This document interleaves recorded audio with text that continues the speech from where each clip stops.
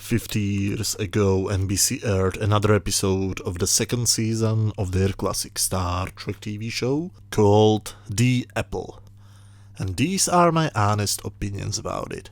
This episode is pretty weird. It feels like two stories mechanically glued together. The mission of the Enterprise is to explore this planet and to contact its inhabitants. Pretty strange, but okay, I would think that it is against the Prime Directive, but apparently not. First time I have seen this episode, I was wondering why are there so many red shirts in this landing party, but we'll soon find out that they will definitely need them. For those of you who don't know, red shirts are basically the canon fodder of the original series, and while everybody starts to talk about how beautiful the landscape is and how it looks like paradise, the quote-unquote fun starts. The first red shirt gets killed immediately by a shooting flower, and that's just the teaser. The whole first act doesn't shy away from showing us some interesting scenes. I'd say they were too brutal for 1967 television, but NBC censors probably didn't mind them. While Mr. Chekhov behaves like a horny teenager and starts to make out with the only red shirt who is female, and therefore she will survive, Spock finds interesting rocks. Rocks which explode after hitting the ground too hard. Back on the Enterprise, Scotty reports that something is drowning power from their engines, that something comes from the planet, and if they don't destroy it, it will pull the ship down and it will burn in the atmosphere. The Enterprise, that is. The next flower tries to kill Kirk, but Spock interferes, so he gets shot and almost killed. When McCoy wants to get him to sickbay, Scotty reports another problem.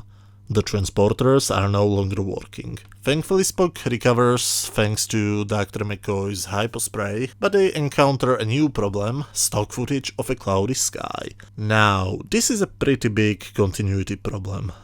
On this planet, in every other shot, the sky is red. However, in this stock footage, the sky is blue. Couldn't they tint it red? I mean, color correction was possible even in the 60s. I have even checked the remastered edition, hoping that they at least changed the color of the sky to red. It's a pretty easy thing to do using modern computers, but no. The sky is blue even in the remastered edition. It's a pity, but back to the story. The cloudy sky suddenly creates a few lightning bolts, and bye-bye red shirt. The next lightning bolt tries to hit the rest of our heroes, but they are too fast. Damn.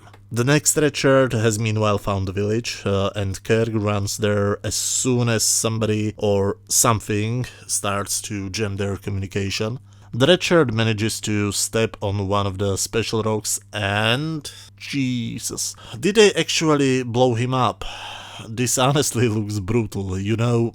If they shot it today, they would make both the explosion and the person CGI. They would spend $1 million on it, and in the end, it would look like crap. Seeing a stuntman inside an explosion is exciting because you know it's real and he could get really hurt. Seeing CGI explosions is boring. Do you hear that, Discovery producers? Kirk, however, has no time for mourning. He lets Spock and Chekhov pretend they are arguing, and he goes take down a native spy. He welcomes him with his right fist, but the spy does something he didn't expect. He starts to cry. So Kirk switches immediately from his "I'm gonna kill you" mode to his "we come in peace" mode, and the alien named Akuta brings them to their village.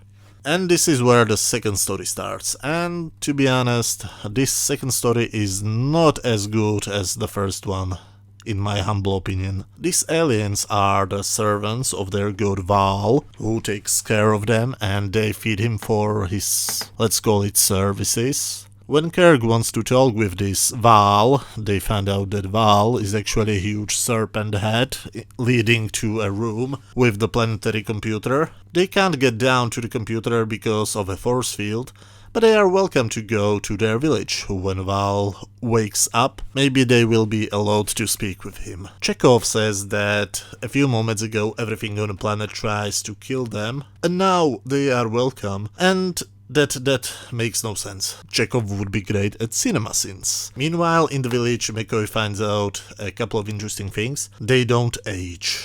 They could be 20 years old, they could be 20,000 years old. Also, there are no children in the village, and no signs of any developments or any kind of progress. When the villagers go to feed Val, Kirk, Spock and McCoy have a nice little philosophical discussion. Is it okay to interfere? They are basically slaves to a giant computer, but at the same time they seem to like the system in which they live. Does the Federation have any right to tell them how to live their lives? Now, I personally love the question. Do you have the right to force your values to a civilization which is not interested in them only because you believe that your way is the better one? I also love the fact that Kirk doesn't give a clear yes or no answer. He will in the end interfere, but not for any political reasons, but only because it's necessary to do so to save his ship.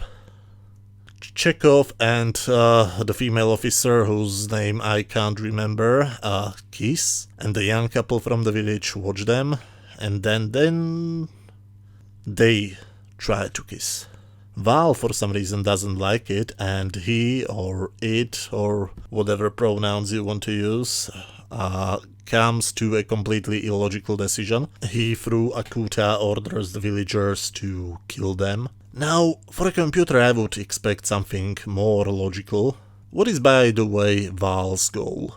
To keep the status quo, to be worshipped and fed, right? At least I think that. We are never explicitly told anything about Val's past or his goals, so what does killing strangers from a different planet accomplish? Wouldn't it actually bring more strangers there, who would try to find out what happened to the Enterprise? But anyway, because simple people suck at killing, which is a surprise, we know from Earth's history that people who were from the perspective of the white colonists savages were really good at killing. But our heroes overpower them and don't allow them to go feed Val. Kirk at the same time orders Scotty to use all the energy they've got and to fire phasers at Val. So he doesn't have much energy, he won't get fed, and he has to use all of his reserves until he effectively dies. What will happen to the natives? Well, they leave it for the nature. And in the end, they will finally speak about a biblical parallel. And of course, they make fun of Mr. Spock looking like Satan, which of course was one of the original plans of Roddenberry. Well, as I said in the beginning, this episode feels like a mechanical merge of two different stories. The first one is a simple survival story. The second one is a typical Star Trek biblical metaphor. This time it's the story of the Garden of Eden. We have here Eden, the paradise, and of course the serpent, the head of Val. But who or what is the apple? I must admit I like the first story much more than the second one. It's just so rare to see something like this on TV. Don't get me wrong, you can see much more violent and much more gory things on TV these days, but all of it's fake. The explosions shown in this episode feel dangerous, which is a great thing because the modern CGI explosions usually have no consequence and therefore become very quickly boring. Here, every explosion has a direct consequence on the plot, plus they just look dangerous. And they probably were. I mean, the poor stunt guy who was inside of that explosion that looked more like an accident than a planned stunt. I hope he's alright. Also, during the dialogue they mention a saucer separation, which was a surprise to me. To be honest, I didn't know that canonically the old Enterprise also had this capability. I always thought they created it specifically for the Enterprise D for Star Trek The Next Generation. I would love to know more about Val. It's said that he's basically this episode's villain and we know absolutely nothing about him, only that he's a computer who behaves like a god. Overall, I really like this episode, but I like the first half much more than I like the second one. But on my scale from 0 to 10, where 0 is complete garbage, 10 is a masterpiece, and 5 is average, I would give this episode 8 out of 10.